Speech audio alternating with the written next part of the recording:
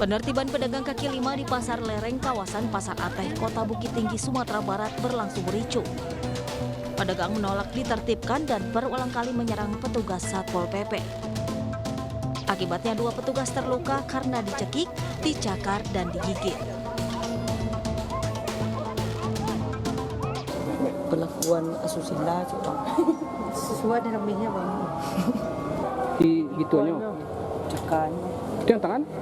Tangan ke gigi. Gigi gitu. Oh. Insiden terjadi saat mereka berjualan melebihi batas waktu yang ditentukan. Aturan memperbolehkan PKL berjualan pada jam 5 sore. Tetapi siang hari mereka sudah mulai berjualan sehingga ditertibkan.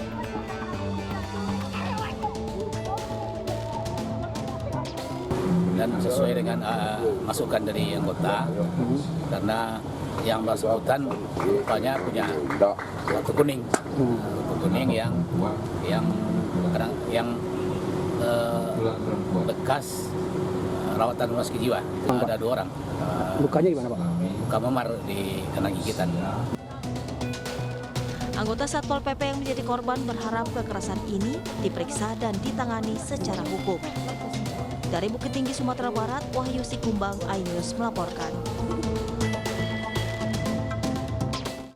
Pemirsa, akibat perceraian, sebuah rumah mewah dengan nilai ratusan juta rupiah dihancurkan dengan alat berat. Rumah dihancurkan oleh pihak dari mantan suami.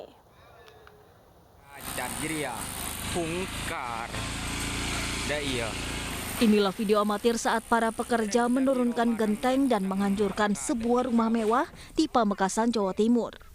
Para pekerja tersebut merupakan orang-orang suruhan seorang pria bernama Moh Sueb yang menghancurkan rumah yang dibangunnya sendiri senilai ratusan juta rupiah setelah bercerai dengan sang istri.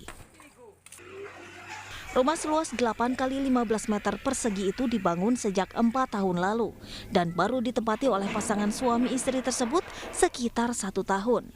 Biaya pembangunan rumah itu sendiri berkisar antara 350 juta hingga 500 juta rupiah. Yang bangun suaminya. Orang tuanya suaminya. Orang tua suaminya. Oh gitu. Dan sudah sepakat ini kalau untuk dibongkar. Sudah sepakat kedua belah pihak.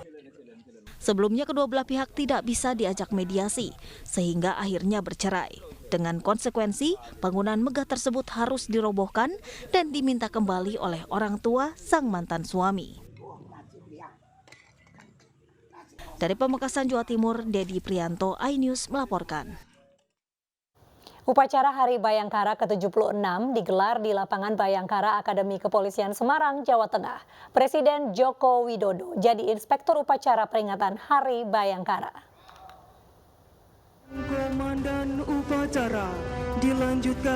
Upacara peringatan Hari Bayangkara ke-76 dihadiri sejumlah pejabat tinggi negara dan Kepolisian Republik Indonesia di Semarang, Jawa Tengah. Dalam pidatonya, Presiden Joko Widodo berpesan kepada Polri agar bekerja lebih hati-hati dan presisi. Kedepan Polri memiliki tugas berat, salah satunya mengamankan agenda-agenda besar negara, mulai dari KTT G20 hingga pemilu 2024. Oleh sebab itu, Polri harus lebih maju dibandingkan pelaku kejahatan. Polri harus terus berinovasi dan meningkatkan penguasaan teknologi. Sampaikan Dirgahayu Kepolisian Negara Republik Indonesia teruslah menjadi Rastra Sewa Kotama, abdi utama Nusa dan bangsa. Selamat bertugas. Upacara HUT Bayangkara ke-76 dimeriahkan oleh berbagai atraksi, termasuk terjun payung TNI Polri sebagai simbol sinergitas. Penyanyi legenda Indonesia Bob Tutupoli meninggal dunia. Pelantun tembang Widuri itu tutup usia akibat komplikasi penyakit.